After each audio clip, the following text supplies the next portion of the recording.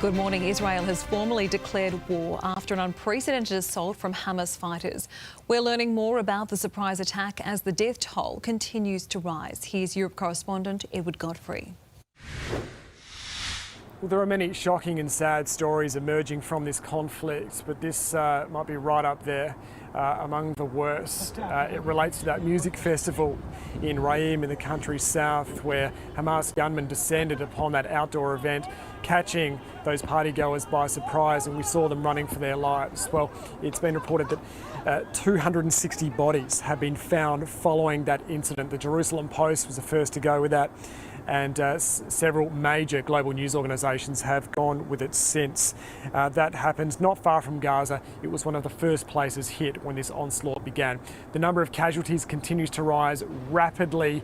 The Israeli government says at least 700 Israelis have been killed in these attacks, and there are concerns that will rise a lot further, simply due to the number of people still unaccounted for. At least 100 are believed to have been captured and perhaps taken to Gaza, and some 2,000 people have been injured. There's been fierce gunfire in the country's south again, and airstrikes. Dozens of jets have rained rockets on Gaza. 413 Palestinians have been killed in these retaliation strikes, and some 2,600 have been injured. This attack, which is the most serious in decades, has prompted flare-ups elsewhere. There's been an incident in Egypt where 2 Israelis and a tour guide have been shot dead, and there's been an exchange of gunfire and rockets between southern Lebanon and Israel, that between Hezbollah and Israel. The borders are being run very tightly. Officials have been very strict with who they let through. Getting through to Tel Aviv, where we are, has been very difficult. This area copped several of the rockets when this onslaught began. It's been fairly quiet in the streets. Lots of people are remaining indoors, fearful about what could happen at any moment and what will likely continue for quite a while yet. The international response has been swift, with the United States standing by Israel. Meanwhile, a new report has outlined the role of Iran in planning for the attack. US correspondent Jonathan Kersley has more. Israel had suspected that Iran was involved in the Hamas attack on its country. Now there are reports that Iranian security officials helped plan the attack, going as far back as August. The Wall Street Journal reporting that Iranian security officials worked with Hamas in order to try and prepare for this attack. It cites senior sources inside Hamas and Hezbollah. Iran has long been a backer of Hamas. Israel says it has been providing weapons and funding to the terror group. Not only is it being reported that the Iranian security officials helped plan this attack, but that also they green-lit the operation in a meeting in Lebanon last Monday.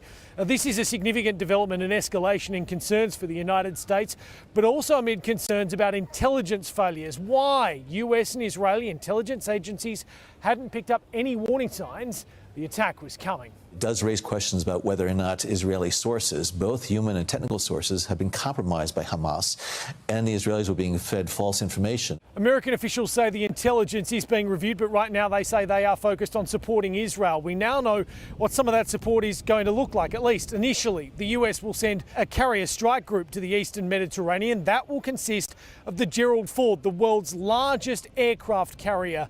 There will also be cruisers and destroyers sent. America also beefing up its fighter jet stocks in the region, with reports the Navy ships could be used to try and evacuate Americans from Israel. We now know Americans are also among the dead. In cities around the world today, there have been protests in New York. Israel and Palestinian supporters coming face to face at the United Nations Security Council. There were emergency talks to try and somehow chart a way to peace. What we are witnessing are war crimes, blatant, barbaric war crimes. This is Israel's 9/11. This is Israel's 9/11, and Israel will do everything to bring our sons and daughters back home. This is a time to tell Israel it needs to change course. US President Joe Biden has been at the White House for briefings with his national security team and for a call with Israel's Prime Minister Benjamin Netanyahu. He told him there will be more help to come in the days ahead. In a region where peace has been so difficult to find for centuries, there is also an ominous warning today. Israel saying if it is attacked by anyone, it will respond. The concern here in Washington, D.C. is the violence could spread beyond Israel and Gaza. Australian politicians have also spoken in support of Israel as rallies grew overnight in Western Sydney in support of Palestine. Jack Hahn reports. Dozens of people packed out a park near Lakemba train station last night. Some came with posters and placards with a myriad of messages, while others were there to simply cheer and celebrate peacefully. One man had a microphone attached to a loudspeaker and addressed the crowd. It's a day of courage!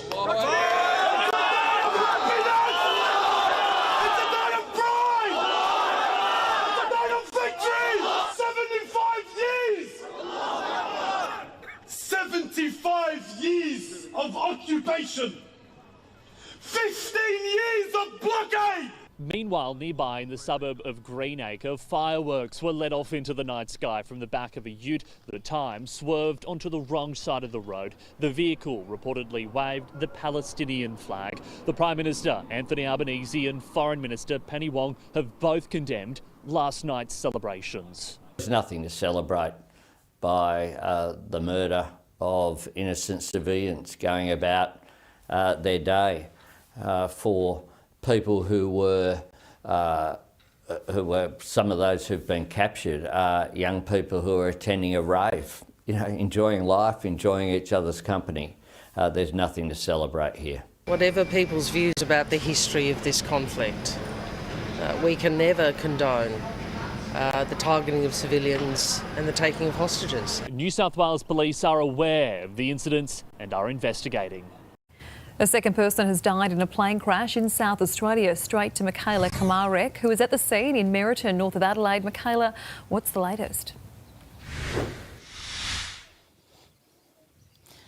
Kate, police have just confirmed a second man, a man in his 50s, and the pilot on the plane has sadly passed away in hospital. His 24-year-old passenger died at the scene yesterday, while a third man who helped rescue the pair is in hospital with burns. Now, this incident all unfolded on this private property in Meriton in South Australia's mid-north around 4 yesterday afternoon. The aircraft hit power lines moments before crashing into this field behind me, bursting into flames and sparking a grass fire. These pictures from above revealing the horrific aftermath. Major crash officers are on scene this morning and they will be joined by aircraft investigators later this afternoon to work out exactly what went so horribly wrong. Kate? Michaela, thank you. Melbourne's tobacco wars are continuing to escalate. Police called to multiple shot fires across the city overnight. Detectives are now investigating if they are linked. Here's crime reporter Gillian Lantouris.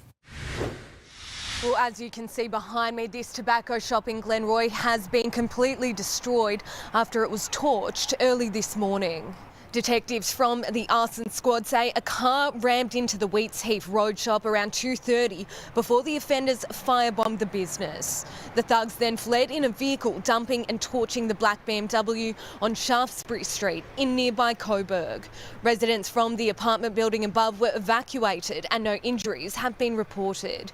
This is the latest in a string of arson attacks plaguing Melbourne. On Saturday, a 27-year-old gangland figure with links to these organised crime gangs was shot dead in a northern suburbs car park in broad daylight. Police are investigating Robert Issa's links to the lucrative illegal tobacco trade and have announced a new task force formed to tackle Middle Eastern organised crime gangs. No arrests have been made, but police say they are confident they know exactly who's behind this attack. Two Sydney airport baggage handlers are among 5 people arrested over the alleged importation of 100 kilograms of cocaine. The long-term employees, aged 55 and 61, were caught acting suspiciously around a cargo delivery from South Africa on Saturday before they were arrested by the AFP. They retrieved the bags from the container, put it through the relevant gate and then went to pass it on to a van, and that bypassed all of the relevant and regular checks that usually are in place. The 24-year-old man driving the van was also arrested. A 42-year-old man and 62-year-old man were arrested during AFP raids in Sydney's east and southwest. All 5 appeared in Parramatta Court yesterday, where they were refused bail. The Prime Minister has brushed off questions about his leadership as new opinion polls indicate his referendum for a voice to Parliament is on track to fail. Live to Federal Politics reporter Fiona Willan. For just 5 days left, can Anthony Albanese turn things around? Well, Kate, the Prime Minister and his team are comparing this to a grand final. They're saying this Saturday is the day that really counts. So that's when most Australians will cast their votes in the referendum.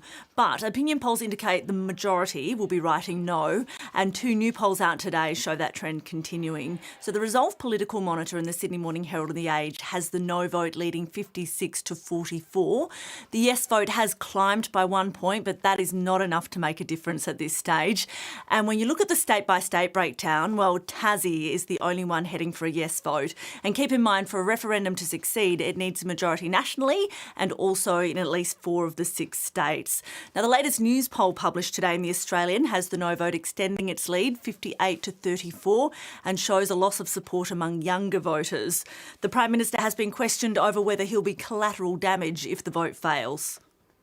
This is about an idea, not about an individual. This is not done. What I won't do is preempt the Australian people.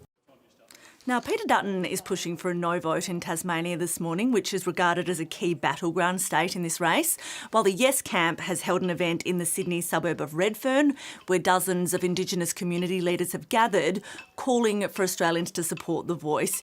More than 17 million people are enrolled to vote in this referendum. More than 2.2 million have already cast a ballot. Kate? Fiona Willan in Canberra, thank you.